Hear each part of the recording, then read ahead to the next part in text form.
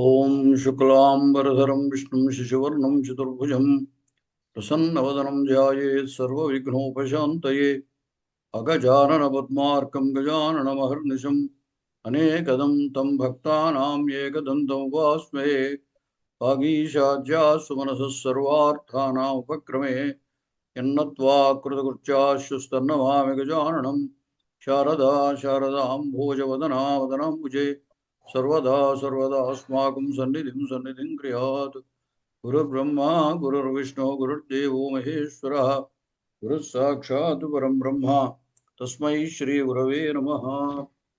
ओं नमः पाणिनिकाचार्य पतञ्जलिभ्यः शब्दविद्या सम्प्रदायकर्तृभ्यो वंशऋषिभ्यो महद्भ्यो मुनिभ्यो गुरुभ्यः।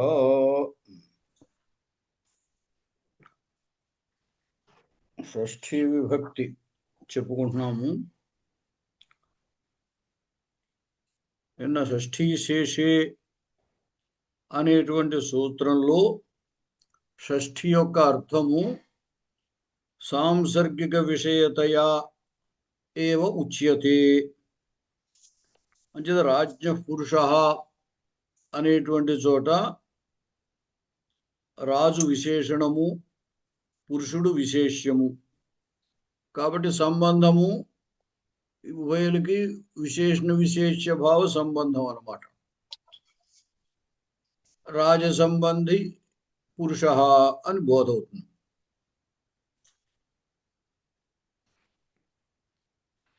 నైయాయిక మత నిరాకరణం. ఇక్కడ నైయాయికులు చెప్పినటువంటి మతాన్ని కాదంటున్నారు. రాజ్ఞ పురుష ఇత్యత్ర స్వస్వామిభావః షష్ఠ్యర్థః సచ స్వత్వ స్వామిత్వ సమూహ రూపః. రాజ్ఞ పురుష అనేటువంటి చోట స్వస్వామిభావం సంబంధం. ఈ స్వస్వామిభావ సంబంధం అనేది షష్ఠికి అర్థం. అది స్వత్వ స్వామిత్వ సమూహ రూప. అంతే కదా, రెండిటికి సంబంధాన్ని చెప్పాలి అంటే ఒకరు స్వ ఒకరు స్వామి. ఇక్కడ పురుషుడు స్వశబ్దము చేత, రాజు స్వామి శబ్దము చేత చెప్పబడతారు. కాబట్టి స్వత్వ స్వామిత్వ సమూహ రూపమైంది స్వస్వామిభావ సంబంధము అనేది. దేనికైనా ఇప్పుడు షష్ఠీ చెప్పినప్పుడు ఒక శబ్దానికి ఇది అర్థము అంటే రెండిటికి సంబంధం ఏమిటంటే వాచ్యవాచక భావము అంటాం. వాచ్యమేమో అర్థము, వాచకం శబ్దము. ఆ రెండిటికి ఉన్న సంబంధాన్ని వాచ్యవాచక భావము అంటున్నాం. కాబట్టి దాంట్లో రెండిటి యొక్క ధర్మాలు ఉంటాయి. అలాగే ఇక్కడ ఈ స్వామిభావ సంబంధము అంటే ఈ షష్ఠిలో ఈ స్వత్వ స్వామిత్వ సమూహ రూపమైంది ఈ షష్ఠ్యర్థానికి చెప్పే సంబంధము. స్వస్వామిభావ సంబంధము అంటే స్వత్వ స్వామిత్వ సమూహ రూప సంబంధ. ఎందువల్ల సంబంధస్య ద్విష్ఠత్వాత్ అని. సంబంధము రెండిటి సంబంధము అంటేనే రెండిటికి చెప్పాల్సి వస్తుంది. అంటే కనీసం రెండు ఉంటే కానీ సంబంధం అనడానికి లేదు. కాబట్టి ఈ సంబంధం అనేది రెండిటిలోనూ ఉంటుంది. అంటే స్వసంబంధము స్వామి యందు, స్వామిత్వ సంబంధము స్వయందు అంటే రాజు యందు, పురుషుడు యందు రెండు ఉంటాయి. అయితే కొంత ఇక్కడ నైయాయికులు ఈ విషయంలో ఏమన్నారు అంటే యత్తు స్వామిత్వం స్వాత్వం వా స్వత్వం వా షష్ఠ్యర్థః ఇది. కొంతమంది ఇక్కడ ఏం చెప్పారు అంటే ఈ షష్ఠికి స్వామిత్వం లేదా స్వత్వం ఏదో ఒకటే అర్థం సరిపోతుంది అన్నారు.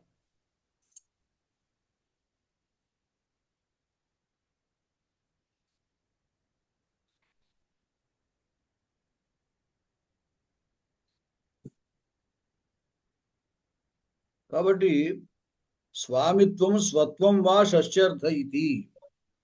స్వామిత్వం కానీ స్వత్వం కానీ వాళ్ళు అలా చెప్పడానికి కూడా ఒక చిన్న ప్రమాణం వాళ్ళకు ఉన్నది. ఏమిటంటే గుణే షష్ఠి అని చెప్పబడింది. మనకి శేషే షష్ఠీ సూత్రం ఎట్లాగో మరొక వ్యాకరణంలో గుణే షష్ఠీ అని చెప్పబడింది. గుణం అంటే అప్రధానము అని అర్థం. కాబట్టి ఇక్కడ పురుషుడు ప్రధానం కాబట్టి, రాజు అప్రధానం కాబట్టి, ఆ గుణమైనటువంటి అప్రధానమైనటువంటి రాజన శబ్దం మీద షష్ఠీ విభక్తి వచ్చింది అని వాళ్ళు అభిప్రాయపడ్డారు. కాబట్టి ఇక్కడున్న షష్ఠికి స్వత్వం కానీ స్వామిత్వం కానీ చెబితే సరిపోతుంది అని. తన్నా తస్య ఏకమాత్ర వృత్తితయా సంబంధత్వ అయోగాత్ అని. సంబంధము అంటే రెండిటి యందు ఉండేదే సంబంధము. మీరు ఏదో ఒకదాన్ని తీసుకుంటే షష్ఠికి స్వత్వమనో స్వామిత్వమనో మాత్రమే తీసుకున్నట్టయితే అది ఏకమాత్ర వృత్తి ధర్మం, అంటే ఒకరి యందు ఉండేదే ధర్మం. స్వామిత్వము యందు రాజు యందే ఉంటుంది స్వామిత్వం అనేది. స్వత్వమునందు స్వత్వం అనేది పురుషుని యందే ఉంటుంది. కాబట్టి సంబంధం అంటే రెండిటి యందు ఉండాలి. కాబట్టి స్వత్వస్వామిత్వ సమూహ రూపమైన సంబంధం షష్ఠ్యర్థం అని చెప్పాలి కానీ కేవలం స్వత్వం అని కానీ స్వామిత్వం అని కానీ షష్ఠికి అర్థం చెప్పడం వీరలేదు అని చెప్తారు. ఎందుకంటే సంబంధత్వ అయోగాత్, సంబంధం అనేది రెండిట్లో ఉండాలి కాబట్టి కేవలం స్వత్వం చెప్పినా కేవలం స్వామిత్వం చెప్పినా అది సంబంధము అనడానికి వీరలేదు. ఎందుకంటే ఎవరితో సంబంధం లేకపోయినా స్వత్వం ఎవరి యందు వాళ్ళకి స్వత్వం ఉంటూనే ఉంటుంది కదా. పురుష గచ్చతి అన్నాం అనుకోండి, ఆ పురుషుడికి ఎవరితోటి సంబంధం ఏం లేదు, అయినప్పటికీ పురుషుడి యందు స్వత్వం పోదు కదా. కాబట్టి సంబంధం అంటే రెండిటి యందు ఉండాలి, కేవలం ఏదో ఒకటే చెబితే సరిపోదాడు. సంబంధోహి, పైగా సంబంధం అంటే నిర్వచనం ఇస్తున్నారు. సంబంధోహి సంబంధిభ్యాం భిన్న ఉభయ సంబంధీ. అది సంబంధము అంటే ఆ సంబంధము కలిగిన వారి కంటే భిన్నమైనది, ఇద్దరికీ సంబంధించింది. స్వత్వస్వామిత్వ రూపమైన సమూహము అన్నాం కాబట్టి ఇది రెండిటికంటే భిన్నమైంది. ఎందుకంటే కేవలం స్వత్వము చెప్పట్లేదు, కేవలం స్వామిత్వము చెప్పట్లేదు. చేత స్వామి కంటే భిన్నము, స్వ కంటే భిన్నము. సంబంధి, సంబంధం కలిగినది. ఇక్కడ సంబంధం కలిగిన వారు స్వామి, స్వ అంటే రాజు పురుషుడు. కాబట్టి దీనికంటే భిన్నమైంది. మీరు స్వామిత్వం అని ఒకటే చెబితే రాజు కంటే భిన్నం అవదు, స్వత్వం అని ఒకటే చెబితే పురుషుడి కంటే భిన్నం కాదు.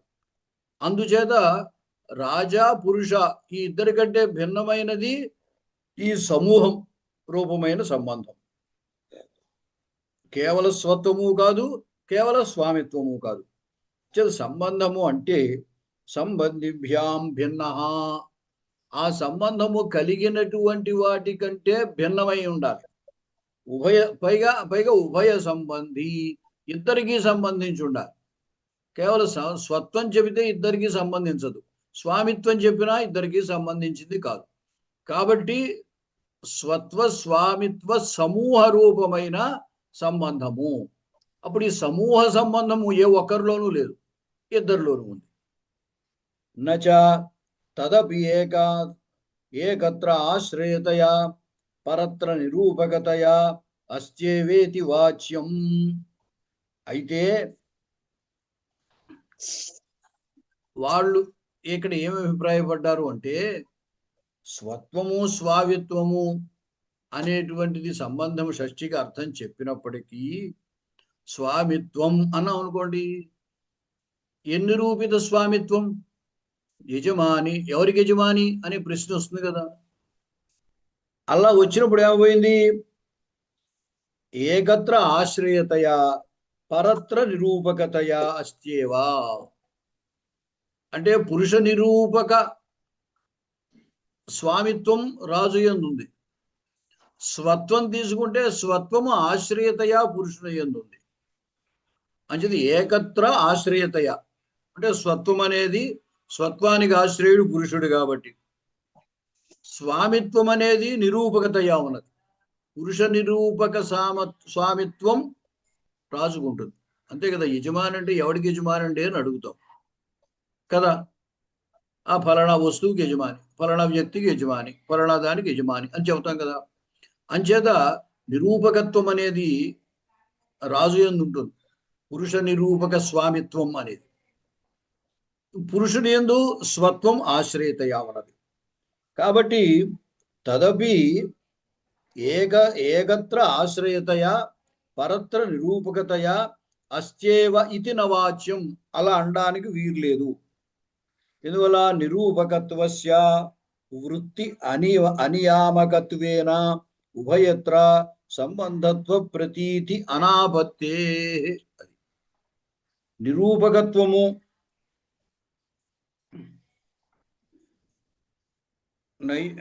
నైయాయికులు ఏదో ఒకటే చెప్పారు, స్వత్వం వా స్వామిత్వం వా అని. స్వత్వం లేదా స్వామిత్వం చెప్పినా స్వామిత్వం తీసుకుంటే పురుష నిరూపక స్వామిత్వం రాజులో ఉంటుంది కాబట్టి సరిపోతుంది. స్వత్వం అనేది ఈయన ఆశ్రయతయ పురుషుల్లో ఉంటుంది అని చెప్పారనమాట. కాబట్టి అలా చెప్పడము కుదరదు అని. ఎందుకంటే నిరూపకత్వస్య వృత్తి అనియామకత్వేన. వృత్తి అంటే సమాసము లేదా మరొకటి. మనం ఏం చెప్తున్నామంటే తథిత వృత్తి, కృత్ వృత్తి, సమాస వృత్తి, ఏకశేష వృత్తి అని వీటన్నిటిని వృత్తులు అని అంటారు. కాబట్టి ఎక్కడా కూడా ఏ వృత్తి కూడా నిరూపకత్వం అనేటువంటిది ఎక్కడా శాస్త్రంలో చెప్పబడలేదు. నిరూపకత్వము వృత్తి అనియామకం, అంటే వృత్తిని నియమించేటువంటిది కాదు. కాబట్టి ఉభయత్ర సంబంధత్వ ప్రతీతి అనాపత్తే. ఇప్పుడు మీరు సంబంధము అనేది ఉభయత్ర ఉండాలి. అంచేత పురుష నిరూపక స్వామిత్వం ఈళ్ళలో ఇతనిలో ఉంది. తర్వాత స్వామిత్వం కేవలం ఆశ్రయత్వం, స్వత్వము పురుషుల్లో ఆశ్రయణ ఉంది అని చెప్పినంత మాత్రం చేత ఆ రెండిటికి సంబంధం ఉన్నట్టుగా ప్రతీతి కాదు, అంటే తెలియబడదు. ఏదో ఒక అర్థమే చెప్పినట్టయితే రాజ్య పురుష అన్నప్పుడు షష్ఠికి కేవలం స్వామిత్వం కానీ స్వత్వం కానీ ఏదో ఒకటే అర్థము అని కనుక చెప్పినట్టయితే అది ఆ రెండిటికి సంబంధం ఉన్నట్టుగా నిరూపించలేదు, చెప్పలేదు. దానివల్ల మనకి ఆ అర్థం తెలియదు అన్నారు. నిరూపకత్వస్య వృత్తి అనియామకత్వేన ఉభయత్ర సంబంధత్వ ప్రతీతి అనాపత్తే. సంబంధం అనేది ఎట్లా ఉంటుంది? ఇప్పుడు షష్ఠి అనే సూత్రం చేత ఏం చేయబడుతోంది? స్వస్వామిభావాది సంబంధార్థంలో షష్ఠి అని చెబుతున్నాం. అక్కడ స్వస్వామిభావ సంబంధము అనేది వృత్తి నియామకమైంది. ఎందువల్ల? సూత్రం చేత నియమింపబడింది. అలా కాకుండా కేవలం స్వత్వమో స్వామిత్వమో మాత్రమే చెబితే అది రెండిటికి ఉన్న సంబంధాన్ని తెలియజేయలేదు అని. దానివల్ల మనకి రెండిటి యొక్క సంబంధము ప్రతీయమానము అంటే తెలియబడదు అని. అంతేకాకుండా ఉక్తంచ హరిణ, ఈ విషయమే హరి అంటే భర్తృహరి కూడా చెప్పాడు.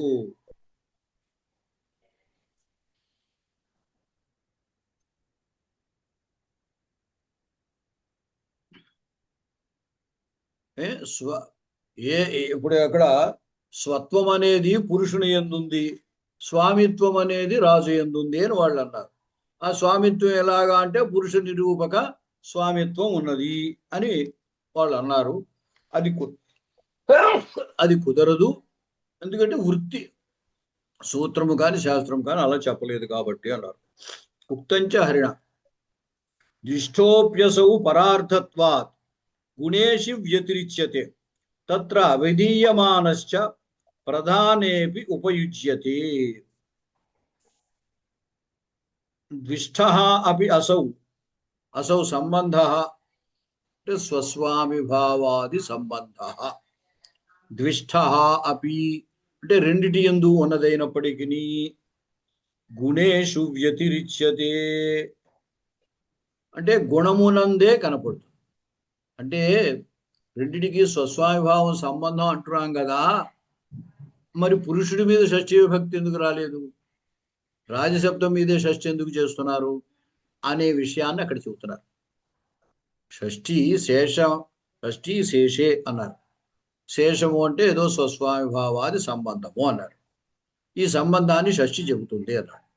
మరి స్వస్వామిభావ సంబంధం ఇద్దరి యందు ఉంది కదా, ఇంతకుముందే అనుకున్నాం కదా. సంబంధము అంటే రెండిటి కంటే భిన్నమైంది, రెండిటి యందు ఉండేది. కేవలం రాజు కంటే కేవలం రాజు కాదు, కేవలం పురుషుడు కాదు, కాబట్టి ఇద్దరి కంటే భిన్నమైంది. ఈ సంబంధం ఇద్దరి యందు ఉన్నది. ఇద్దరి యందు ఉన్నది అన్నప్పుడు షష్ఠీ విభక్తి పురుష శబ్దం మీద ఎందుకు రాలేదు, రాజన శబ్దం మీద ఎందుకు చేయాలి అంటే ఇక్కడ సమాధానం చెబుతున్నారు. ద్విష్ఠోపి అసౌ అసౌ అసౌ సంబంధ ద్విష్ట అపి అంటే ఇద్దరి యందు ఉన్నప్పటికీ పరార్థత్వాత్ గుణేషు వ్యతిరిచ్యతే. గుణము ఎప్పుడూ కూడా ప్రధానాన్ని గురించి వ్యవహరిస్తుంది. అంచేత పరార్థత్వాత్ గుణము ఉన్నది పరం కోసం, మరొకరి కోసం. అంటే గుణం అనేది గుణి కోసం ఉంటుంది, విశేషణం విశేష్యం కోసం ఉంటుంది. అంతే కదా. విశేషణము అంటే ఏదో ఒక విశేషానికి సంబంధించే ఉంటుంది కానీ స్వతంత్రంగా ఉండదు కదా. కాబట్టి గుణం ఎప్పుడు అప్రధానమై పరార్థము ఉంటుంది. కాబట్టి ఈ గుణమునందే షష్ఠీ విభక్తి వస్తుంది. గుణేషు వ్యతిరిచ్యతే అంటే గుణవాచకం అక్కడ ఏదైతే అప్రధానమో దానికే షష్ఠీ విభక్తి వస్తుంది. ఇందాక గుణే షష్ఠి అనేది కూడా ఆ ఉద్దేశంతో అన్నమాట. కాబట్టి అందువల్ల ఇక్కడ ఏమైంది, రాజసంబంధి పురుషుడు అన్నప్పుడు పురుషుడు ప్రధానం, రాజు అప్రధానం. ఎందుకంటే రాజు అక్కడ ప్రధానం కాదు, రాజుకు సంబంధించిన పురుషుడు ప్రధానం. సమాసం చేసామనుకోండి, రాజ్య పురుష రాజపురుష అన్నప్పుడు ఎవరు ప్రధానం? పురుషుడే చెప్పబడుతున్నాడు. రాజు విశేషణమే కదా, రాజుకు సంబంధించిన వాడు పురుషుడు. విశేషణం అప్రధానం, విశేష్యం ప్రధానం. కాబట్టి అప్రధానమైన గుణవాచకం, గుణం అంటే అదే అప్రధానమని, తెలుపు నలుపు గుణం అట్లాంటిది కాదు. అంచేత అప్రధానమైనటువంటి రాజన్ శబ్దం మీదే షష్ఠి వస్తుంది అని చెబుతున్నారు. తత్ర అవిధీయమానస్య ప్రధానేపి ఉపయుజ్యతే. కాబట్టి ఈ షష్ఠి సంబంధం అనేది అప్రధానం మీద వచ్చి అక్కడ చెప్పినప్పటికీ ప్రధానే ఉపయుజ్యతే, ప్రధానమైన పురుషుడికి ఉపయోగిస్తుంది. ఎప్పుడు కూడా విశేషణం అప్రధానమే అన్నా విశేషణము విశేష్యాన్ని ఉపయోగిస్తుంది. నల్ల కలువలు అంటే అనేక రకములైనటువంటి కలువలు ఉన్నాయి. వాటిల్లో నల్ల అండం వల్ల ఏమైంది, మిగతా కలువల నుండి నల్ల అండం వల్ల ఈ నల్ల కలువని వేరు చేస్తుంది. కాబట్టి అప్రధానమైన ఇది గుణమునందే ప్రధానమునందే సంక్రమిస్తుంది.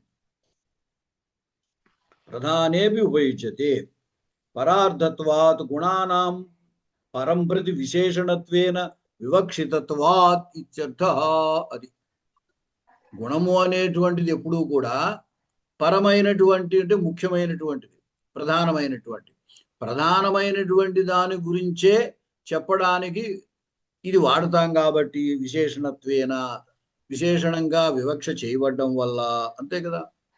కలువ ప్రధానం, నీలోత్పలం అంటున్నాం, ఉత్పలం ప్రధానం, దానికి విశేషణంగా నీలం ఉపయోగిస్తున్నాం. ఈ నీలం అనే విశేషణం ఎందుకు చెప్పాము, మిగతా వాటి నుండి ఈ ప్రధానమైన కలువను వేరు చేయడం కోసం చెబుతున్నాం అన్నమాట. వేరు చేయడం కోసం చెప్పినా ఇది విశేషణమే, అప్రధానమే. ప్రధానం కలువే.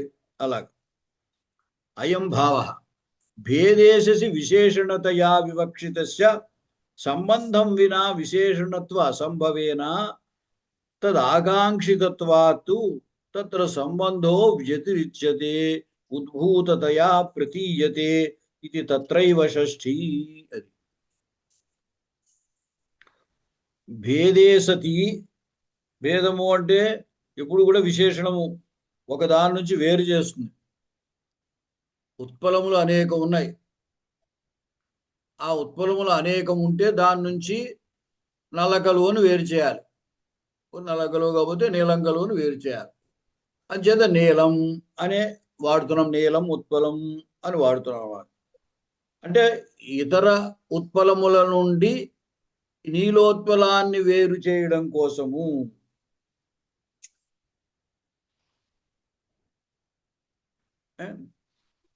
ఇప్పుడు కలువలు అనేక రకాలు ఉండలేవు అనుకోండి, అప్పుడు నీల అనక్కర్లేదు. అయితే అన్నీ నల్లగానే ఉన్నాయనుకోండి, అప్పుడు ఇంక కలువ అనక్కర్లేదు, నీలం అంటే సరిపోతుంది. ఇలాగా విశేషణం అనేది స్పష్టంగా మనం చెప్పాలి అంటే అనేక రకములైనటువంటి భేదము విశేషణాలు ఉండే అవకాశం ఉన్న చోట అన్నిటి నుండి ఒకదాన్ని మనం వేరు చేసి చెప్పేటప్పుడు ప్రధానాన్ని వేరు చేయడం కోసం అప్రధానమైన విశేషణం వాడుతాము. వేదేశి విశేషణతయా వివక్షితస్య, దాన్ని ప్రత్యేకంగా వేరుగా మనం వివక్ష చేస్తున్నాం. నీలోత్పలం నల్ల కలువను వేరుగా చెప్పాలనుకుంటున్నాం. అది సంబంధం వినా విశేషణత్వ అసంభవేనా, సంబంధం లేకుండా విశేషణం అనడానికి వీల్లేదు. రాజ్య పురుష అంటే పురుషులు అనేకులు ఉన్నారు. ఒకరిని చూపించి వీడు రాజుగారి పురుషుడు అన్నాం, వీడు రాజుకు సంబంధించిన వాడు అన్నాం. అంటే ఏమిటి? పురుషులందరిలోనూ పురుషత్వం ఉన్నా ఫలానా వాడిని మనం వేరు చేసి చెప్పాలి అని అనుకున్నాం. చెప్పాలి అంటే దేని చేత మనం వేరు చేయాలనుకుంటున్నామో దానికి వాడికి సంబంధం ఉండాలి కదా. అంటే రాజు ద్వారా వాడిని వేరు చేయాలనుకుంటాం కాబట్టి రాజుకి వాడికి సంబంధం ఉందని చెప్పాలి కదా. సంబంధం లేకపోతే వాడిని మిగతా పురుషుల నుండి వేరు చేసి చెప్పడం ఎలా కుదురుతుంది? అంతే కదా. కుక్కలు రోడ్డు మీద తిరిగే కుక్కలు అనేక ఉంటాయి. ఇది రాజుగారి కుక్క కాబట్టి కొట్టకూడదు అన్నారు. అంటే ఈ కుక్కకి రాజుకి ఉన్న సంబంధాన్ని చెబితే కానీ దాని ప్రత్యేకత తెలియబడదు అనమాట. అలాగా సంబంధం వినా విశేషణత్వ అసంభవేనా, సంబంధం లేకుండా దానికి ఇది విశేషణము అని చెప్పడం కుదరదు. కాబట్టి తదాకాంక్షితత్వాత్, కాబట్టి విశేషణం ఆకాంక్షితమైంది. పురుష అనగానే ఎవడికి సంబంధించిన వాడు? అందరూ పురుషులు కూడా పురుష శబ్దం చేసి సామాన్యాకారేణ అందరూ కూడా చెప్పబడతారు, పురుషులందరూ కూడా. కానీ రాజుకు సంబంధించిన వాడని చెప్పాలి, వాడిని ప్రత్యేకంగా చెప్పాలంటే. కాబట్టి ఆ ఆకాంక్ష, విశేషణ ఆకాంక్ష ఉంది కాబట్టి తదాకాంక్షితత్వాత్ తత్ర సంబంధో వ్యతిరిచ్యతే, ఆ గుణమునందు ఈ సంబంధము ఉద్భూతతయా ప్రకాశతే ప్రతీయతే. కాబట్టి అంటే వాడికి పురుషుడికి రాజు యొక్క సంబంధాన్ని చెప్పాలి కాబట్టి రాజు యందు ఈ సంబంధము ప్రతీయమానం అవుతుంది. ఆ ప్రతీయమానమైన సంబంధాన్నే చెప్పడానికి షష్ఠీ విభక్తి వస్తుంది అని చెప్పారు. కాబట్టి గుణమునందు రాజశబ్దం మీ షష్ఠీ వస్తుంది కానీ పురుష శబ్దం మీ షష్ఠీ రాదు. విశేష్యేతు పదాంతర అసంవ్యాహారే స్వార్థ నిరూపిత విశేషత్వేన భాసమానత్వ రూప స్వనిష్ఠత్వాదేవ న విశేష్యత నియామక సంబంధాకాంక్ష. అలాగే ఇప్పుడు విశేష్యత నియామక సంబంధ ఆకాంక్షాసత్వాత్ తత్రాపి సంబంధ ఉద్భూతతయా ప్రతీయతే. రాజు అన్నాం అనుకోండి, విశేష్యం అంటున్నాం. మరి ఎవరికి సంబంధించిన వాడు అనే అర్థంలో అనే ఆకాంక్ష పురుష శబ్దం విన్నప్పుడు కూడా వస్తుంది కదా. కాబట్టి విశేష్యానికి కూడా సంబంధాకాంక్ష ఉంది కదా. విశేష్యానికి కూడా విశేషతానియామక సంబంధ ఆకాంక్ష సత్వాత్. ఇప్పుడు ఇది విశేష్యము అంటే దేనికి సంబంధించి ఇది విశేష్యము? మనము విశేష్యం, పురుషుడు విశేష్యము ప్రధానము అనుకుంటే ఈ విశేష్యము అనగానే దేని దృష్ట్యా ఇది విశేష్యం అంటే విశేషణము యొక్క ఆకాంక్ష విశేష్యానికి కూడా ఉంది కదా. తత్రాపి సంబంధ ఉద్భూతతయా ప్రతీయతే, అక్కడ కూడా సంబంధం ప్రతీయమానం అవుతోంది కదా. అటువంటప్పుడు అక్కడ షష్ఠి ఎందుకు చేయకూడదు అంటే చెబుతున్నాడు. పదాంతర అసమవ్యాహారే విశేష్యేతు పదాంతర అసమవివ్యాహారే వేరొక పదము కనుక లేకపోయినట్లయితే అంటే రాజ్ఞ అనే పదం ఆ పదము కనుక లేకపోయినట్లయితే స్వార్థ నిరూపిత విశేషత్వేన భాసమానత్వ రూప స్వనిష్ఠత్వాదేవ న విశేషత నియామక సంబంధాకాంక్ష. ఇప్పుడు పురుష అన్నాం. పురుష అంటే అప్పుడు పురుషుడు స్వనిరూపిత ప్రాధాన్యం వాడికే ఉంటుంది. పురుషత్వ విశిష్ట పురుష, వాడి యందు విశేషణం పురుషత్వమే విశేషణం.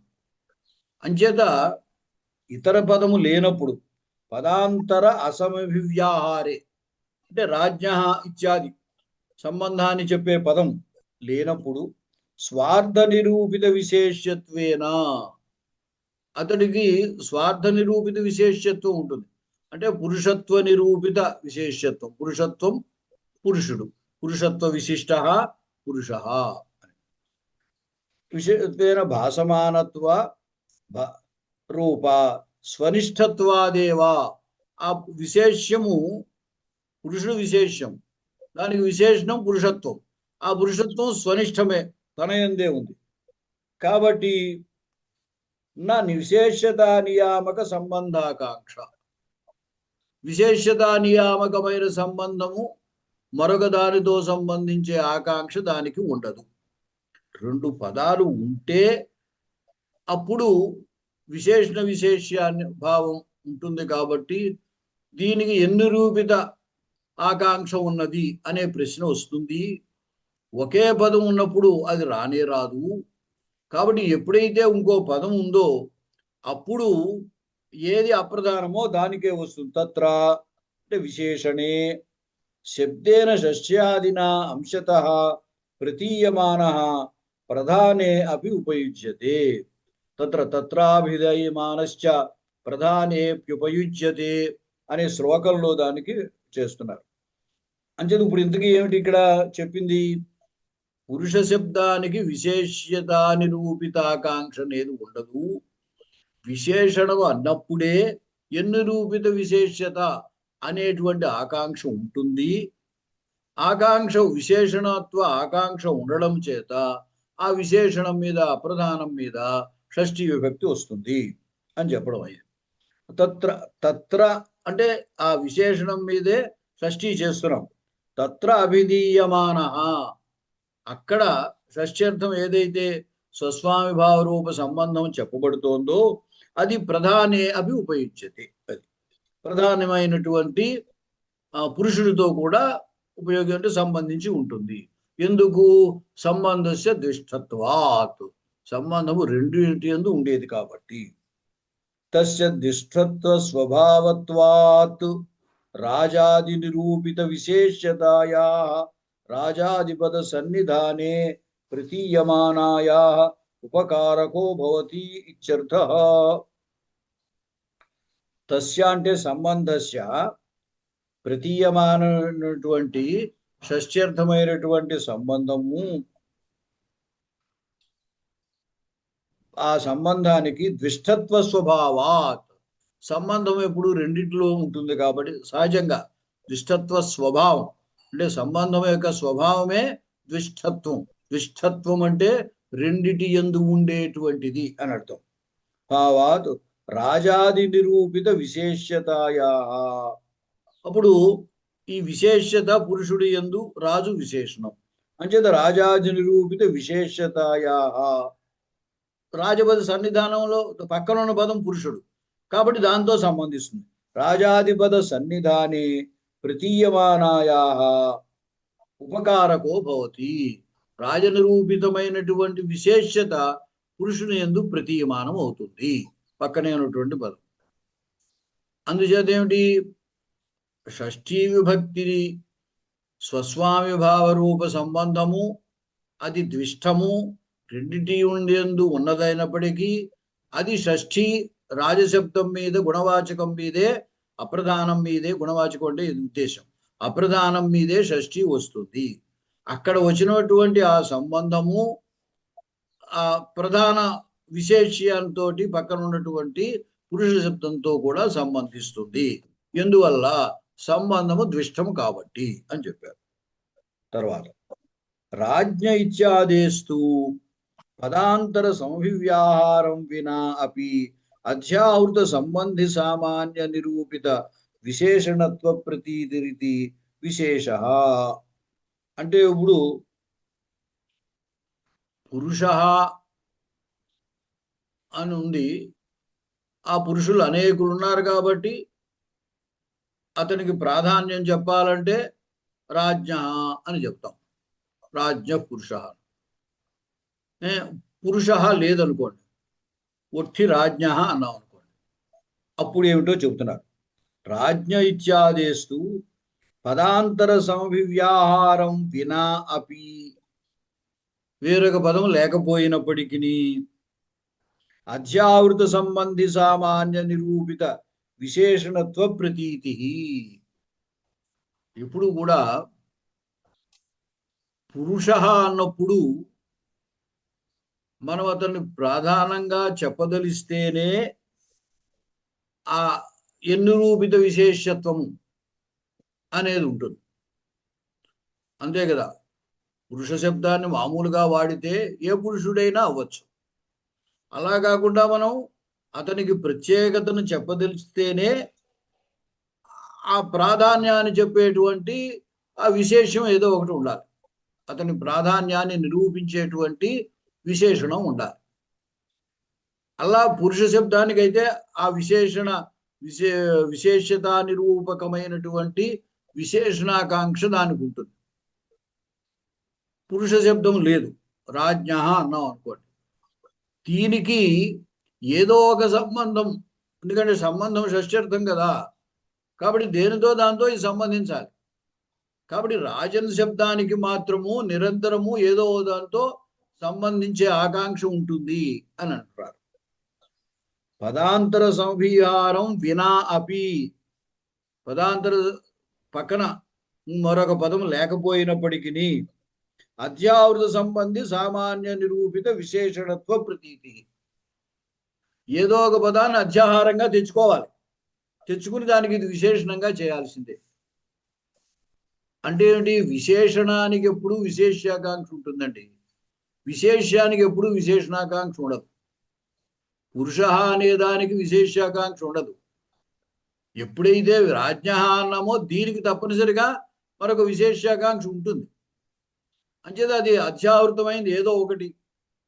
వాడు పురుష అవ్వచ్చు, శునక అవ్వచ్చు, గజ అవ్వచ్చు, సేవక అవ్వచ్చు, ఎవరెవరు సామాన్యముగా తన్నిరూపితమైన విశేషణత్వం దీనికి ఉంటుంది. అంచేతే అధ్యావృత సంబంధి సామాన్యము, దీనికి సంబంధించినటువంటి ఏదో ఒకటి సామాన్యం అన్నారు. అందుకే ప్రత్యేకించి పర్టికులర్గా పురుషుడా, సేవకుడా, ఏనుగా అని కాదు, ఏదో ఒక తప్పనిసరిగా దానికి సంబంధం ఉన్నటువంటి దాన్ని అధ్యాహారంగా తెచ్చుకోవడం ఉంటుంది. కాబట్టి దానితోటి దీని సంబంధం విశేషణత్వం అనేది. ఇప్పుడు ఒక్కసారి చూడండి, జాగ్రత్త అర్థం, సామాన్యంగా అర్థం చేసుకోండి. తెల్లనిది అన్నాం అనుకోండి, తెల్లనిది అంటే ఏమిటి తెల్లనిది అని ప్రశ్న వస్తుంది. తెల్లనిది అనగానే ఆ తెల్లనిది ఏమిటి అంటే విశేషణం ఎప్పుడూ కూడా విశేష్యాకాంక్ష కలిగి ఉంటుంది. విశేష్యము విశేషణాకాంక్ష ఉండదు దానికి. అంటే అది విశేష్యముగా మనం చెప్పదలిచినప్పుడే విశేషణం అలా వాడినప్పుడే ఆకాంక్ష ఉంటుంది. నల్ల కలువ అన్నప్పుడే కలువకి నల్ల అనే దాంతో ఆకాంక్ష. అంతేగాని ఒట్టి కలువ అన్నప్పుడు ఉత్పలం అన్నాం అనుకోండి, దానికి విశేషణాకాంక్ష ఉండదు. అలా కాకుండా నీలం అన్నాం అనుకోండి, తప్పనిసరిగా గుణమునకు గుణి యొక్క ఆకాంక్ష ఉంటుంది, గుణికి గుణాకాంక్ష ఉండదు. ప్రధానానికి అప్రధానాకాంక్ష ఉండదు, అప్రధానానికి ప్రధానాకాంక్ష ఉంటుంది.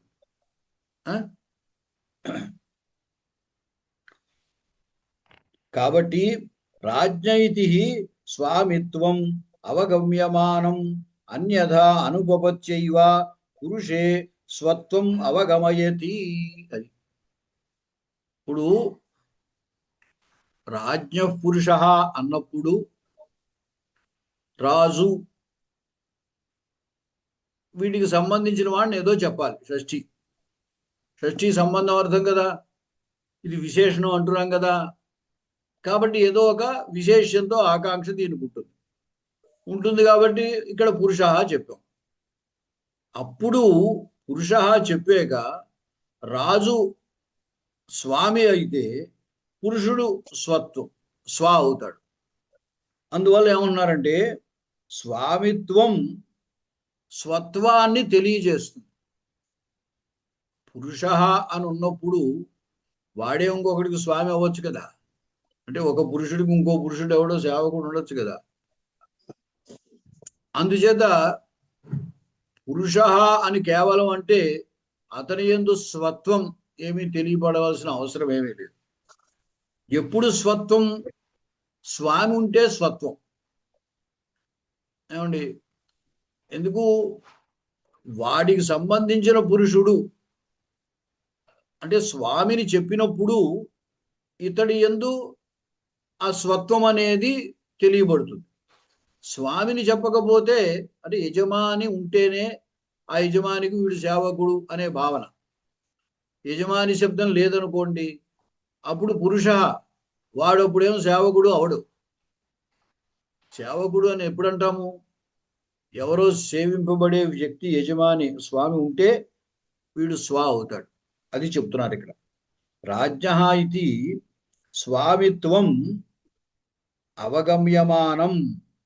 మనకి రాజ్ఞ అనేటువంటి చోట రాజు యజమాని అనేటువంటి స్వామిత్వం మనకి తెలియబడుతున్నటువంటిదై అన్యథా అనుపపత్యా.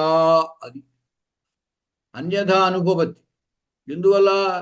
స్వామి అనగానే ఎవడికోడికి స్వామి అవ్వాలి. యజమాని అంటే ఎవడికి యజమాని? కాబట్టి తప్పనిసరై కాంట్ బట్ అనమాట. స్వామి అనగానే స్వ అనేది ఎవడో ఉండాలి. ఎవరికో స్వామి అవ్వాలి కదా వీడు యజమాని. ఎప్పుడు కూడా మనం యజమాని శబ్దం ఎప్పుడు వాడతాము? ఇంకొక వస్తువు ఉంటే దీనికి, ఈ ఇంటికి ఇతడు యజమాని, లేదా ఈ జంతువుకి ఇతడు యజమాని, లేదా ఈ సేవకుడికి ఇతడు యజమాని అంటాం. అంచేత స్వామిత్వం ఉండడం వల్ల స్వత్వం తెలియబడుతోంది. అంచేత స్వామిత్వం ఏం చేస్తోంది? అన్యథా అనుభవత్య అంటే వేరొక దాంతో సంబంధించే అవకాశం లేదు కాబట్టి తప్పనిసరిగా పురుషుని యందు స్వత్వాన్ని తెలియజేస్తోంది అన్నారు. పుట్టినే రాజ్ఞ పదం లేకపోతే పురుష అనే వాడి యందు స్వత్వం తెలియబడవలసిన అవసరం ఏమీ ఉండదు. స్వామిత్వం అవగమ్యమానం అన్యథా అనుపపత్య పురుషే స్వత్వం అవగమయతి. అంటే ఈ విశేషణము ఆ పక్కదానికి విశేషత్వాన్ని కలగజేస్తుంది. ఇది విశేషణంగా లేకపోతే మామూలుగా పురుష అంటే పురుషుడు అనే ప్రత్యేకత ఏమీ లేదు. అతః సంబంధస్య బహిరంగత్వాత్ పురుషాత్ అంతరంగా ప్రథమైవా. అది పురుషుడు మీద షష్ఠి ఎందుకు రాదు అనేదానికి వివరణ ఇచ్చుకుంటున్నారు. ఏమిటి రాదు, ఎందుకు రాదు అన్నారంటే సంబంధం అనేది ఇంతకుముందు ఈ రెండిటికి స్వస్వామిభావ సంబంధము, ఆ సంబంధము రెండిటి యందు ఉంది కదా.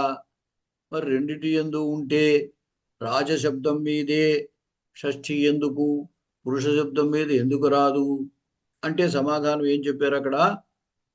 గుణము అప్రధానము, అప్రధానం మీద షష్ఠి విభక్తి వస్తుంది.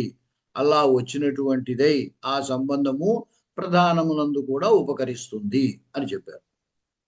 దాన్నే ఇంకా పొడిగిస్తూ ఏం చెప్పారంటే ఈ ప్రధానము అప్రధానము అనేది ఎప్పుడు అంటే ఒక అప్రధానం ఉంటే ఇది ప్రధానం అవుతుంది, ఒకటి విశేషణం ఉంటే ఇది విశేషం అవుతుంది.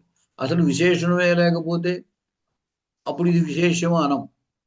పురుష అన్నప్పుడు పురుషుడు విశేషము అని అర్థం చెప్పం. ఉట్టి పురుషుడ అన్నప్పుడు దాని వెనకాల ఏదో దీర్ఘ పురుష, ఉన్నత పురుష, ఉత్తమ పురుష అలా విశేషణం ఉంటే అప్పుడు ఇది విశేషమైంది. చేత విశేషణము ఇక్కడ స్వామి రాజు యందు స్వామిత్వం ఉండడం చేత పురుషుడికి స్వత్వం అనేది తెలియబడుతుంది. స్వత్వం తెలియబడింది కాబట్టే ఈ రెండిటికి స్వస్వామి భావ సంబంధము అని అంటున్నాం.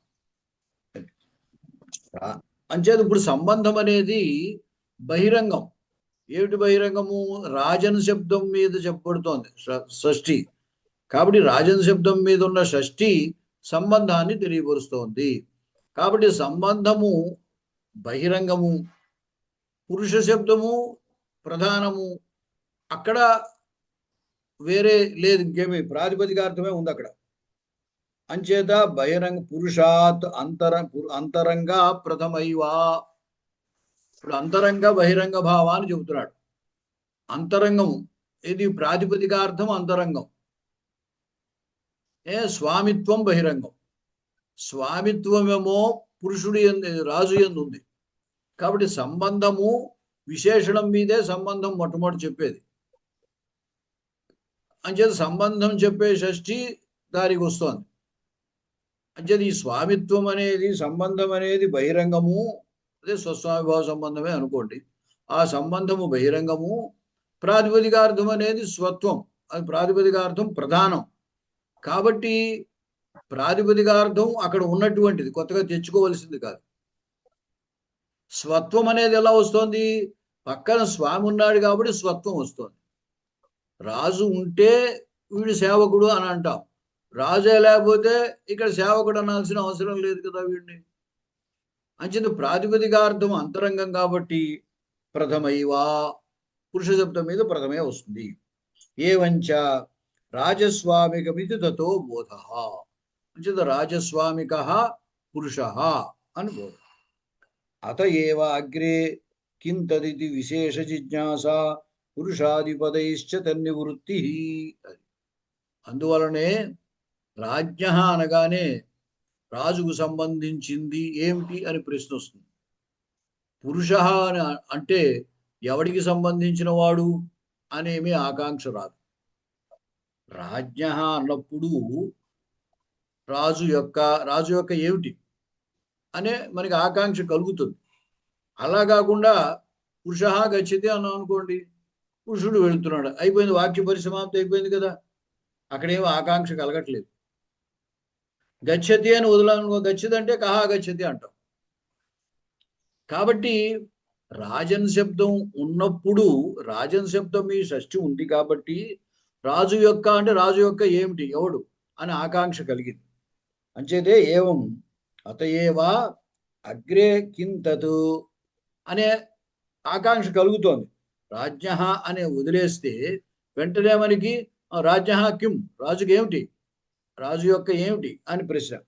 ఇది విశేష జిజ్ఞాస అవుతుంది. అప్పుడు పురుషాధిపదైశ్చ తన్నివృత్తి. రాజుకు సంబంధించింది ఏమిటి అని ఆకాంక్ష కలిగినప్పుడు పురుష అని చెప్పడంతో మనకి ఆ ఆకాంక్ష పోయింది, ఆ జిజ్ఞాస పోయింది, తెలిసిపోయింది ఏమిటి, రాజుకు సంబంధించిన పురుషుడు అని తెలిసింది. పురుష లేదు, పుట్టి రాజ్ఞ అన్నాం. అప్పుడు రాజుకు సంబంధించింది ఏమిటి అనే జిజ్ఞాస కలిగింది. ఆ జిజ్ఞాస అనేది తెలుసుకోవాలనే కోరిక, అది పురుష అనగానే ఆ కోరిక ఉపశమించింది అన్నమాట. తర్వాత ఏవంచ సర్వత్ర సంబంధిద్వయ వృత్తి ధర్మ సమూహ సంబంధినోర్భేదే సంబంధ. అదే ఇదే చెప్పారు. సంబంధో హి ద్విష్ట సంబంధిభ్యాం భిన్న ఉభయ సంబంధి అని చెప్పారు కదా ఇంతకుముందే. సంబంధము అంటేనే అది రెండిటి యందు ఉండది. ద్విష్ట సంబంధిభ్యాం భిన్న, మనం ఏ రెండిటికి సంబంధం ఉంది అని చెబుతామో ఆ రెండిటి కంటే భిన్నమైనది రెండిటిలో ఉండేది, అది సంబంధం. అంచేది ఎక్కడైనా ఇలాగే అర్థం చేసుకోవాలి అని చెప్తున్నారు. సర్వత్రా సంబంధిద్వయ వృత్తి ధర్మ సమూహ. ఇక్కడ సంబంధము అంటే ఈ వేటికి మనం సంబంధం చెబుతున్నామో ఆ రెండిటి యందు ఉన్న ధర్మముల యొక్క సమూహమే సంబంధము. ఇప్పుడు వాచ్యవాచక భావము అన్నాం అనుకోండి, ఈ పదానికి ఇది అర్థము అన్నప్పుడు ఈ పదానికి అంటే ఈ శబ్దానికి అర్థానికి సంబంధం ఏమిటి? వాచ్యవాచక భావ సంబంధం. వాచ్యవాచక భావం అంటే ఏమైపోయింది? వాచకము, వాచకత్వం అనే సంబంధము, వాచకత్వం అనే ధర్మము శబ్దమునందుంది, వాచ్యత్వం అనే ధర్మము అర్థమునందుంది. అంచేదేమన్నారు? సంబంధి ద్వయ వృత్తి ధర్మ సమూహ. ఏ రెండిటికి సంబంధాన్ని చెబుతున్నామో అవి సంబంధులు, అంటే సంబంధం కలవి. ఆ సంబంధులు అయిన రెండిటి యందు ఉండే ధర్మం అంటే ఇప్పుడు స్వత్వస్వామిత్వం, వాటి సముదాయమే స్వస్వామి భావ సంబంధ అని చెబుతున్నాం. ధర్మ సమూహ సంబంధినోర్భేదే, అంతే కదా. సంబంధి, సంబంధము కలవి, రాజు పురుషుడు, వీటి అంటే స్వామి వీటికంటే భిన్నమైంది. ఎందుకంటే వీటికంటే భిన్నమైంది అంటే అక్కడ రాజుని కానీ పురుషుని కానీ చెప్పట్లేదు, కేవలము రాజుని కానీ పురుషుని కానీ చెప్పట్లేదు. కాబట్టి ఆ ఇద్దరి కంటే భిన్నమైంది, ఆ ఇద్దరిలో ఉండే ధర్మముల యొక్క సముదాయ రూపమైంది సంబంధము. కాబట్టి ఈ సముదాయ రూప సంబంధం ఇద్దరిలోనూ ఉంటుంది. స్పష్టం చైదం యస్మాదధికం యస్య చ ఈశ్వర వచనం ఇది సూత్రే భాష్యే. ఈ విషయము యస్మాదధికం యస్య చ ఈశ్వర వచనం అనేటువంటి సూత్రంలో చెప్పబడింది భాష్యంలో. తత్ర హి అధిబ్రహ్మదత్తే పంచాలా ఇత్యత్ర అనేన బ్రహ్మదత్తే సప్తమ్యాం పంచాలాత్ ద్వితీయా ప్రాప్నోతి అధేర్ద్యోత్స్య బ్రహ్మదత్తనిష్టస్య సంబంధస్య సప్తమి ఉక్తత్వేపి తద్యోత్స్య పంచాలనిష్ట సంబంధస్య తయా అసంప్రత్యయాత్ ఇత్యుక్తం. ఉపపద విభక్తే కారక విభక్తిర్బలీయసి ఇది సమాహితం ఇత్యన్యదేతతు విశేష్యపదాత్ షష్ఠీవారకయుక్త్యాపి తద్వారణం బోధ్యం. అది అక్కడ ఉన్నటువంటి విషయాన్ని చెబుతున్నారు. ఏమిటంటే ఇప్పుడు బ్రహ్మదత్త యస్మాత్ అధికం యస్య చ ఈశ్వర వచనం అంటే దేనికంటే గొప్పది అని చెబుతున్నామో దాని మీద సప్తమి వస్తుందన్నాడు. యస్య చ ఈశ్వర వచనం, ఎవరిని గొప్పగా మనం చెబుతున్నామో అతనికి సప్తమి వస్తుంది అని అక్కడ చెప్పాడు. అలా చెప్పినప్పుడు బ్రహ్మదత్తే పంచాలా, బ్రహ్మదత్తే ఈ బ్రహ్మదత్తుడికి గొప్పతనాన్ని చెప్పదలిచాడు. ఉపోధికేచ అని హీనే అధికేచ జ్యోత్యే ఉపా అధి అనే వాటికి కర్మ ప్రయోజనం అని చెప్పడం జరిగింది. అప్పుడు హీనార్థంలో అయితే ద్వితీయ చెప్పారు, అధికార్థంలో సప్తమి చెప్పబడింది. అంచేత ఈ అధి అనేది ఏం చేస్తుందంటే ఆ బ్రహ్మదత్తుడు గొప్పవాడు అని చెప్పదలిచాడు. అతని యొక్క ఆధిక్యాన్ని సూచించేటప్పుడు ఈ అధి అనేది కర్మ ప్రయోజనీయం అని చెప్పి దానితో కూడి ఉన్నట్టయితే సప్తమి విభక్తి వస్తుంది అన్నారు. అంచేత అధి బ్రహ్మదత్తే అనేది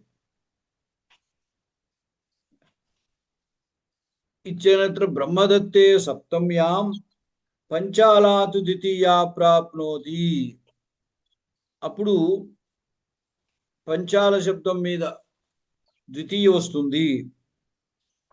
అధేహ జ్యోత్స్య బ్రహ్మదత్తనిష్టస్య సంబంధస్య సప్తమ్యా ఉక్తత్వేపి తద్యోత్స్య పంచాలనిష్ట సంబంధస్య తయా అసంప్రత్యయాత్ ఇత్యుక్తం. సప్తమి చేత ఆ సంబంధం ఏది బ్రహ్మదత్తుడిలో ఉన్నటువంటి సంబంధము సప్తమి చేత చెప్పబడినప్పటికీ సంబంధస్య సప్తమ్యా ఉక్తత్వేపి, ఇప్పుడు సప్తమి ఏం చేస్తోందంటే అతడు గొప్పవాడు అనేటువంటి ఆధిక్యాన్ని సూచిస్తోంది. ఎందువల్ల అధి అనే దాంతో యోగం ఉన్నప్పుడు సప్తమి వస్తుంది. అతడు గొప్పవాడు అని సూచించినప్పుడు ఆధిక్యాన్ని సప్తమి సూచిస్తోంది. సూచిస్తే దేనికంటే ఆధికుడు? ఆధిక్యం ఎప్పుడైతే ఇప్పుడు స్వామిత్వం సూచిస్తే ఎవరికి స్వామి, యజమాని అంటే ఎవరికి యజమాని అని ఎలా అయితే ఆకాంక్ష వస్తుందో అదేవిధంగా ఆధిక్యాన్ని చెప్పినప్పుడు ఎవరికంటే అధికుడు అనే ప్రశ్న వస్తుంది. అప్పుడు పంచాలాహ అని అన్వయిస్తాం. అయితే అక్కడ చిన్న ఆకాంక్ష ఏం చేశారంటే, ప్రశ్న ఏం చేశారంటే సంబంధస్య సప్తమ్యా ఉక్తత్వేపి, అంటే సంబంధమును సప్తమి చెప్పినప్పటికీ తద్యోత్స్య పంచాలనిష్ట సంబంధస్య తయా అసంప్రత్యయాత్, దాని చేత సూచింపబడే జ్యోత్యమైనటువంటి పంచాల శబ్దములో పంచాల శబ్దానికి ఉన్నటువంటి దాంట్లో ఉన్నటువంటి సంబంధము అప్రతీత్యా అసంప్రత్యయాత్. అసంప్రత్యయాత్ అంటే తెలియబడకపోవటం వల్ల. అంటే ఇక్కడ ఉద్దేశ్యం ఏమిటంటే ఆధిక్యం అనేది సప్తమి చెబుతోంది, అది బ్రహ్మదత్త శబ్దం మీద వచ్చింది, అది దీనికంటే అధికమైంది అనేటువంటి విషయము తెలియబడటం లేదు కాబట్టి పంచాల శబ్దం మీద ద్వితీయ వస్తోంది అని అక్కడ ఆకాంక్ష చేశారు, ప్రశ్న వేశారు అంతే. వేసి తర్వాత ఏమన్నారంటే ఉపపద విభక్తే కారక విభక్తిర్బలీయసి ఇది సమాహితం ఇది అన్యదేతు. దాని సమాధానంగా తర్వాత ఉపపద విభక్తే కారక విభక్తిర్బలీయసి అని సమాధానం తర్వాత చెప్పారు. విశేష్యపదాతు షష్ఠీవారక యుక్త్యాపి తద్వారణం బోధ్యం. కాబట్టి బ్రహ్మదత్తే పంచాలాహ అన్నప్పుడు అధిబ్రహ్మదత్తే పంచాలాహ, అది కూడా అక్కడ ఒక చిన్న మాట ఉంటుంది.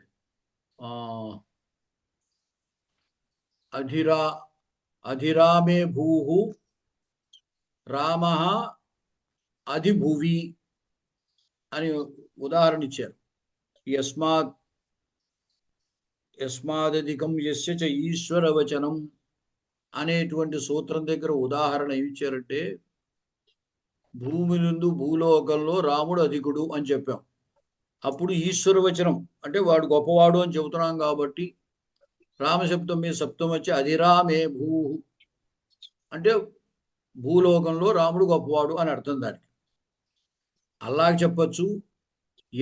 దేనికంటే గొప్పవాడు అని చెబుతున్నామో దాని మీద కూడా సప్తమి చేయొచ్చు అని చెప్పారు.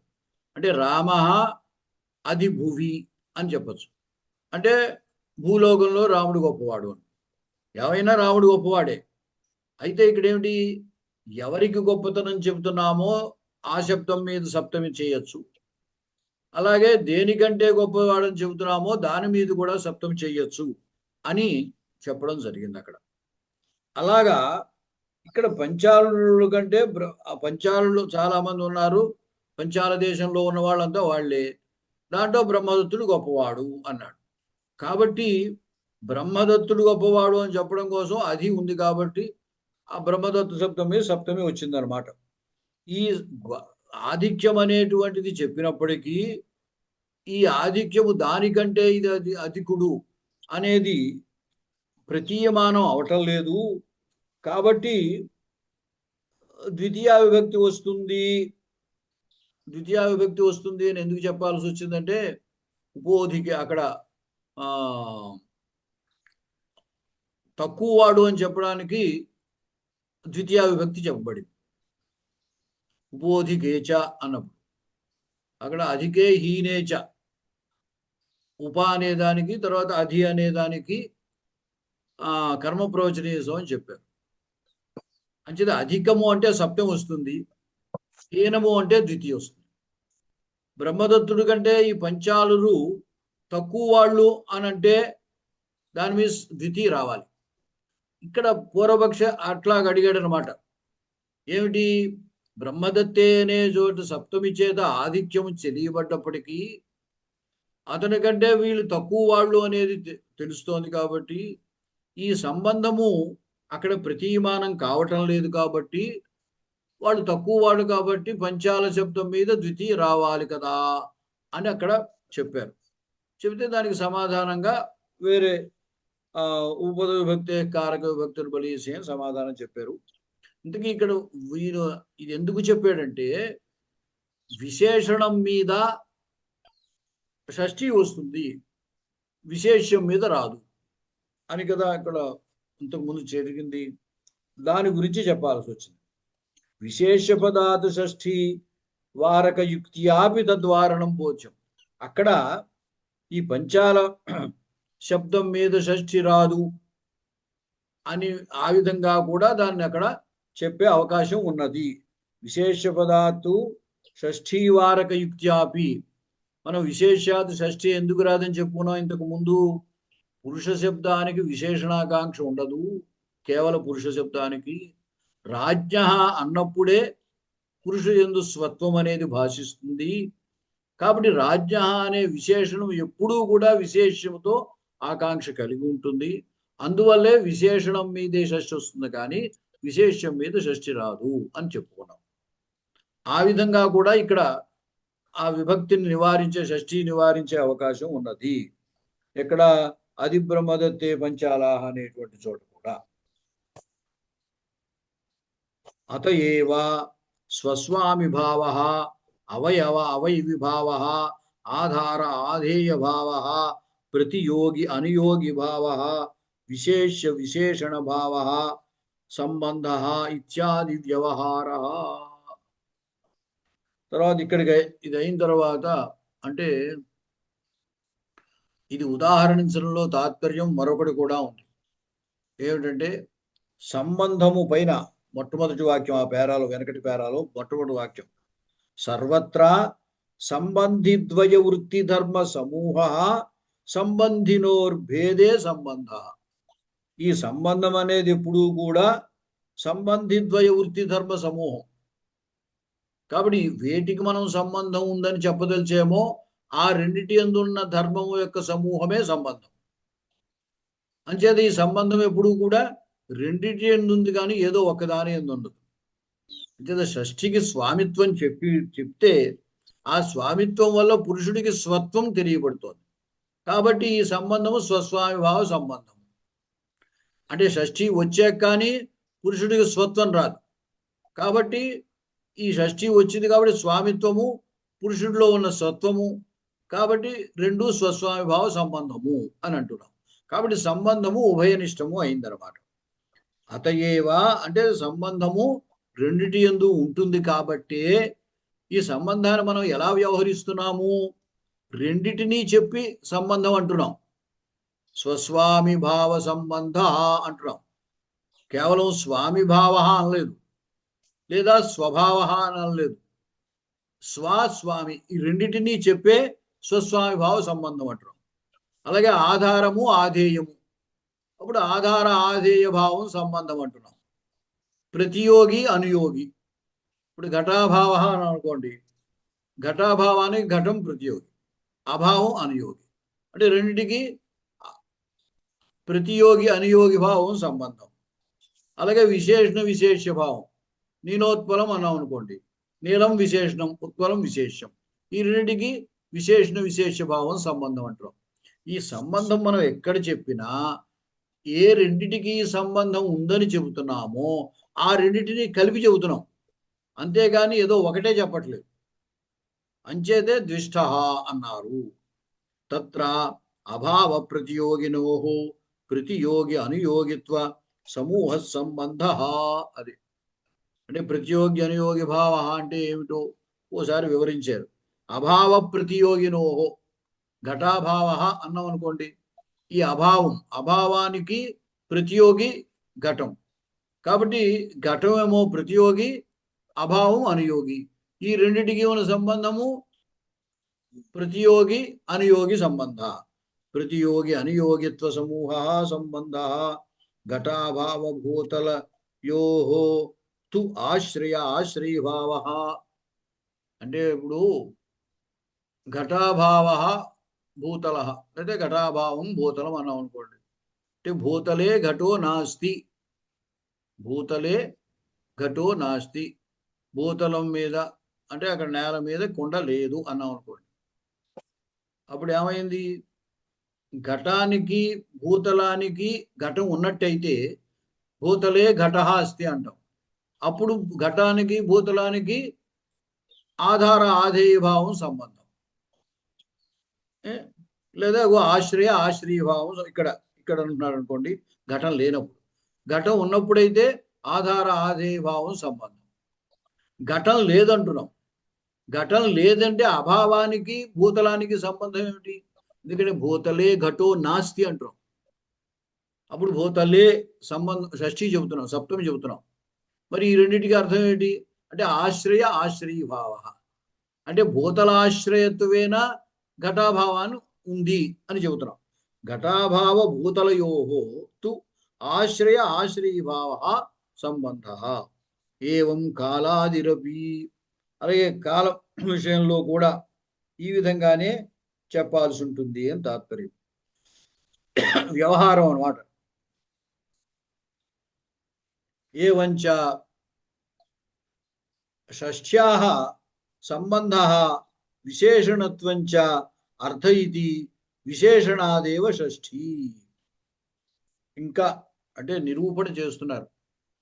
సంబంధము స్వస్వామిభావ సంబంధము అని చెప్పి అప్రధానం మీదే షష్ఠి వస్తుంది అని చెప్పారు. కాబట్టి ఈ షష్ఠ్యర్థము సంబంధాన్నే కాకుండా దేని మీద షష్ఠి చేస్తున్నామో దానికి విశేషణత్వాన్ని కూడా తెలియపరుస్తోంది. ఏవంచ షష్ఠ్యాః సంబంధః విశేషణత్వంచ అర్థః. కాబట్టి విశేషణాదేవ షష్ఠి అత ఇది విశేషణాదేవ షష్ఠి. అతయేవ రాజ్య పురుషః ఇత్యత్ర రాజపద సన్నిధానే ప్రతీయమానం పురుషే విశేష్యత్వ రూపం ఆధిక్యం వాక్యార్థః. రాజ్య పురుషః అని వాక్యం సమాసం అయితే పర్వాలేదు. సమాసంలో ఏకార్థీభావం ఉంటుంది. ఏకార్థీభావం ఉన్నప్పుడు ఏమైపోతుంది? పురుష శబ్దము ఏ అర్థాన్ని చెబుతుందో దానికి విశేషణమైన రాజన్ శబ్దం కూడా పురుషుణ్ణే చెబుతుంది. కాబట్టి రాజవిశిష్ట రాజసంబద్ధ పురుష అని అర్థం వస్తుంది అన్నమాట.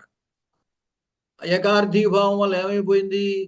రాజన్ శబ్దం కూడా పురుషునే చెబుతుంది, అక్కడ రాజుని చెప్పదు. అదే వాక్యంలో అయితే ఏ శబ్దం ఆ అర్థాన్నే చెబుతుంది. అంటే రాజుని శబ్దం రాజునే చెబుతుంది, పురుష శబ్దం పురుషునే చెబుతుంది. కాబట్టి ఇక్కడ ఈ రాజ్య అనేటువంటిది విశేషణముగా గుర్తింపబడుతోంది. కాబట్టి ఇది విశేషణం అయితే పక్కది విశేష్యం అవుతుంది అనమాట. అంటే రాజ్య ఉన్నప్పుడే పురుష విశేష్యం అవుతుంది. రాజ్య లేకపోతే పురుషకి విశేషత్వం అనేది లేదు. రాజపద సన్నిధానే, రాజపదం ఉన్నప్పుడు పక్కన ప్రతీయమానం పురుషే విశేషత్వ రూపమాధిక్యం. పురుషుడు అప్పుడు విశేష్యముగా మనకి తెలియబడతాడు ఎప్పుడు? రాజ్య అనే పదం ఉన్నప్పుడు. ఎందుకంటే షష్ఠి విశేషణత్వాన్ని కూడా చెబుతోంది కదా. కాబట్టి ఇది విశేషణం అయిందంటే పక్కది విశేష్యం. అంటే రాజ్య అనే పదము విశేషణము దానికి విశేషత్వం అనే ఆధిక్యాన్ని కలగజేస్తోంది. పురుషే విశేషత్వ రూపం ఆధిక్యం అని వాక్యార్థం ఈ విధంగా వస్తుంది. అంటే ఇది ఎందుకు చెప్పవలసి వచ్చిందంటే వ్యపేక్ష ఏకార్థీభావము అని సామర్థ్యము రెండు రకాలుగా ఉంటుంది. సామర్థ్యం అంటే ఒక పదంతో ఒక పదం అన్వయించడమే సామర్థ్యం. ఈ సామర్థ్యం వాక్యములో వ్యపేక్ష రూపంలో ఉంటుంది, వృత్తి యందు ఏకార్థీభావ రూపంలో ఉంటుంది. అంచేత రాజ్యపురుష రాజపురుష అని సమాసం చేసేసినప్పుడు మనం ప్రత్యేకించి ఈ రాజశబ్దం విశేషణం అని పురుషుడు విశేషమని చెప్పాల్సిన అవసరం లేదు. అంచేత రాజు శబ్దానికి విశేషణత్వము అది వృత్తి వల్లనే వచ్చేస్తుంది. అక్కడ షష్ఠీ లోపించి షష్ఠీ సమాసం వచ్చేస్తుంది.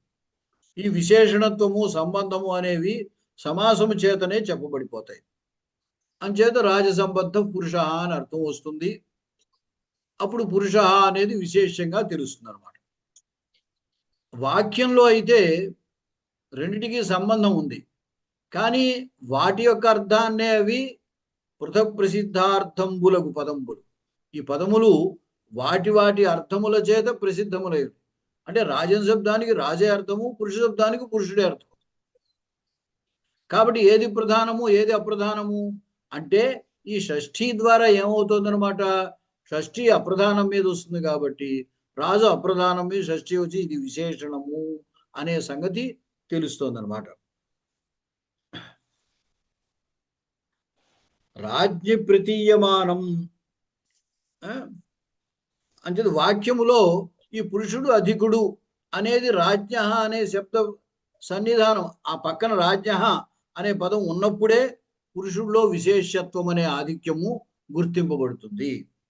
రాజ్ఞి ప్రతీయమానం తత్ ప్రతిద్వంద్వి విశేషణత్వంతు పదాంతర సంవివ్యాహారేపి రాజ్య ఇచ్చేతావన్మాత్రేణ ప్రతీతే షష్ఠ్యర్థ ఇత్యుక్తం షష్ఠీశేషే సూత్రే భాష్యే. రాజుయందు ప్రతీయమానమయ్యేటువంటి విశేషణత్వం, రాజుయందు రాజ్ఞ అనగానే రాజుయందు ప్రతీయమానము అంటే తెలియబడేటువంటిది. ఆ తెలియబడేటువంటి తత్ ప్రతిద్వంద్వి విశేషణత్వం. ప్రతిద్వంద్వి అంటే దాంతో సంబంధం కలిగి ఉంటుంది తప్పనిసరిగా. విశేషణము అంటేనే విశేష్యంతో సంబంధం ఉంటుంది. కాబట్టి తత్ ప్రతిద్వంద్వి విశేషణత్వం అనేది రాజ్ఞ అనే రాజన్ శబ్దంలో విశేషణత్వం అనేది తెలియబడుతోంది.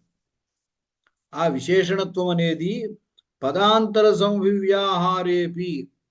ఇప్పుడు ఇక్కడ ఎలాగా పురుష అన్నం, పురుషుడే అక్కర్లేదు, ఏ పదం పెట్టినా ఏ పదము సంవివ్యాహారంగా ఉన్నా రాజు యందు విశేషణత్వమే ఉంటుంది.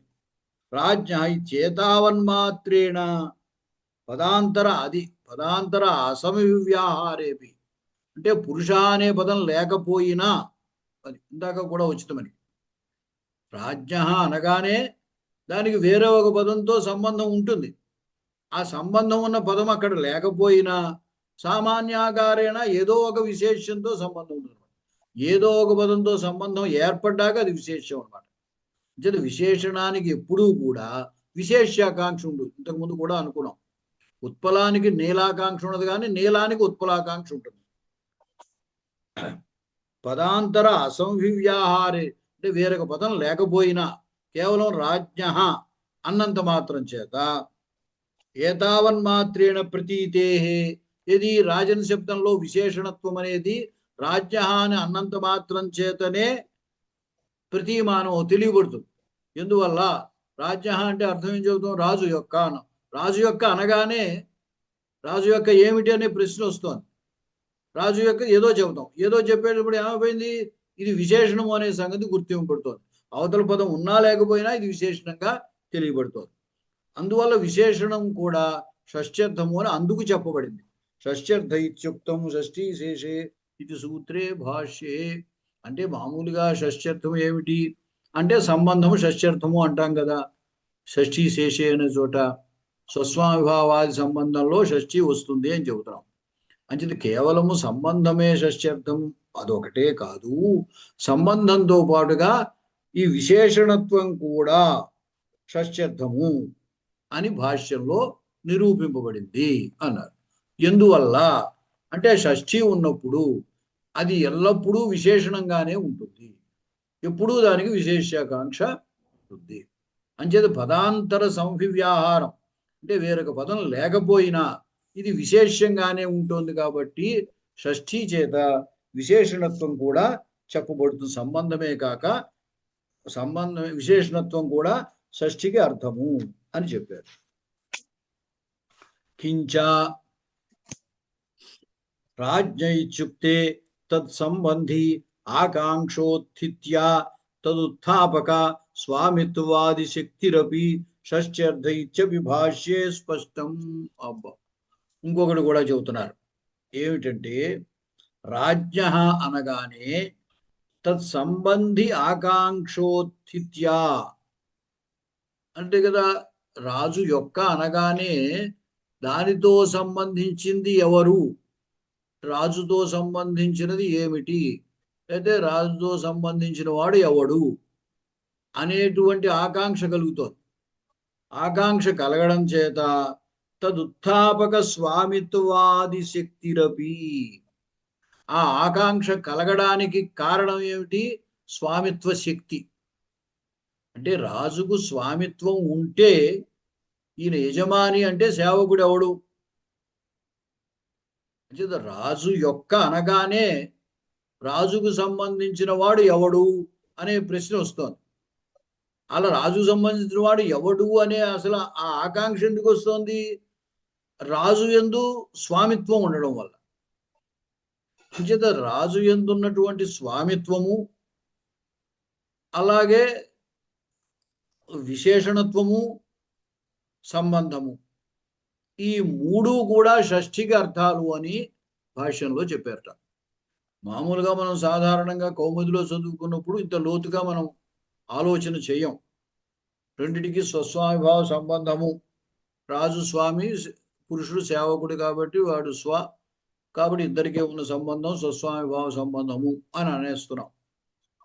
కానీ ఇక్కడ ఏమిటి విశేషం అంటే ఈ షష్ఠి వచ్చాక ఇతడు యజమాని కాబట్టి ఎవడో సేవకుడు ఉండాలి. ఆ పదం వచ్చినప్పుడు వాడికి స్వత్వం అనేది, ఇతడు స్వామి అయితేనే వాడు స్వ అయ్యాడు. అంచేత ఈ స్వామిత్వము అలాగే విశేషణం, ఎందువల్లంటే విశేషణానికే విశేషంతో నిరంతరం సంబంధం ఉంటుంది, సంబంధాకాంక్ష ఉంటుంది. కాబట్టి అప్రధానమునందే షష్ఠి వస్తుంది కాబట్టి విశేషణత్వము సంబంధము ఈ మూడు కూడా షష్ఠి చేతనే తెలియబడుతున్నాయి అని అన్నారు. అంతకుముందు మొట్టమొదట స్వస్వామిభావ సంబంధం అన్నారు. ఆ సంబంధంతో పాటుగా రాజుకు విశేషణత్వం కూడా తెలియబడుతోంది అన్నారు. విశేషణత్వమే కాదు, ఆకాంక్ష కలగడానికి కారణమైనటువంటి స్వామిత్వం కూడా షష్ఠి చేతనే తెలియబడుతోంది. ఈ మూడు షష్ఠికి అర్థాలే, స్వామిత్వం, విశేషణత్వం, సంబంధత్వం. అది యదాతు పురుషస్య విశేషణత్వ వివక్ష తదా పురుషస్య రాజా ఇత్యన్యత్ర విస్తరః. ఒక్కొక్కప్పుడు మనం ఇలాగే కాకుండా మరొకలా కూడా ఆలోచించవచ్చు. రాజ్ఞ పురుష అన్నప్పుడు రాజు యజమాని, పురుషుడు సేవకుడు అనే అభిప్రాయంతో రాజ్ఞ పురుష అంటున్నాం. అలా కాకుండా ఇప్పుడు ఎవరో ఒక వ్యక్తి వచ్చారు, ఆఫీసర్ అనుకోండి, అప్పుడు మనం ఏం చెప్తాం, ఈయన మా ఆఫీసర్ అండి అన్నాం. అంటే నాకు సంబంధించిన ఆఫీసర్ ఈయన కదా, అధికారి ఈయన అని చెబుతున్నాం. అటువంటి చూపడ పురుషస్య రాజా అని ప్రయోగం కూడా ఉంటుంది. అప్పుడు ఏమైంది, రాజన్ శబ్దం మీద సాధారణంగా ఉన్న రాజులందరూ చెప్పబడుతూ ఉండగా ఈ పురుషుడికి సంబంధించిన రాజు ఇతడు, అయితే ఈ వ్యక్తికి సంబంధించిన యజమాని ఇతడు అని యజమానిని ప్రత్యేకంగా గుర్తిస్తున్నాం అన్నమాట. అప్పుడు పురుషుడు విశేషణం అవుతాడు, రాజు విశేషం అవుతుంది. ఎప్పుడు విశేషణం మీదే షష్ఠి. అంచేత పురుషస్య రాజా అనే ప్రయోగం ఉంటుంది. పురుషస్య రాజా అనే అర్థం వేరు, రాజ్య పురుష అంటే అర్థం వేరు. రెండింటికి అర్థంలో తేడా ఉంది. షష్ఠి మారిపోతే షష్ఠి ఎక్కడొస్తే అది అప్రధానం అనుకో. తర్వాత మమ భ్రాత ఇత్యాదౌ షష్ఠ్యర్థ విచార. ఇప్పుడు నా సోదరుడు అన్నాడు. ఇక్కడ షష్ఠ్యర్థం ఏమిటి అనే దాని గురించి విచారణ చేస్తున్నారు. పదవుతో ఇక్కడ ఆపుదామండి. అలాగే మహోదయ. సరే, అయితే ఇక్కడికి ఆపుదాము. మళ్ళీ రేపు కూడా 8:30కే చెప్పుకుందాం. ఏమండి? అలాగే అలాగే. ధన్యవాదాలు. ధన్యవాదాలు మహోదయ. ధన్యవాదాలు. నమస్కారం అండి.